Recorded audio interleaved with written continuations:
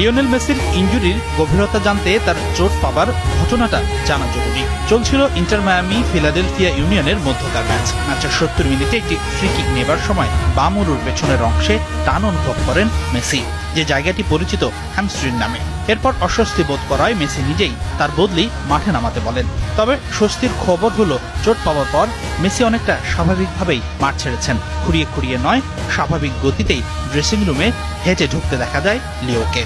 Match শেষে সংবাদ সম্মেলনে হাজির হন ইন্টার মায়ামির ভারপ্রাপ্ত কোচ গুইলার্মো হোয়েস। ম্যাচের ফলাফল ছাপিয়ে মেসির চোট নিয়েই অধিকাংশ প্রশ্নের মুখোমুখি হতে হয় তাকে।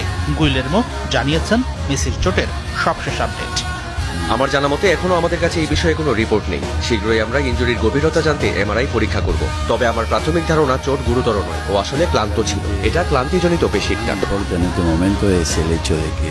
টিম সংশ্লিষ্টরা বলছেন, মেসির বয়স এখন ৩৮ হওয়ায় এই ধরনের ফ্যাটিক ইনজুরি হওয়াটা স্বাভাবিক। সামনে বিশ্বকাপ থাকার কারণেই হয়তো কোনো ধরনের ঝুঁকি না নিয়েই দ্রুতই মাঠ ছেড়েছেন মেসি।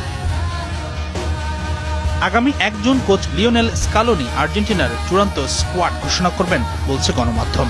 ১৬ জুন আলজেরিয়ার বিপক্ষে ম্যাচ দিয়ে শুরু হবে আর্জেন্টিনার বিশ্বকাপ অভিযান। এর আগে অবশ্য ৬ জুন হন্ডুরাস আর ৯ জুন আইসল্যান্ডের বিপক্ষে দুটি প্রীতি ম্যাচ খেলবে বিশ্ব চ্যাম্পিয়নরা।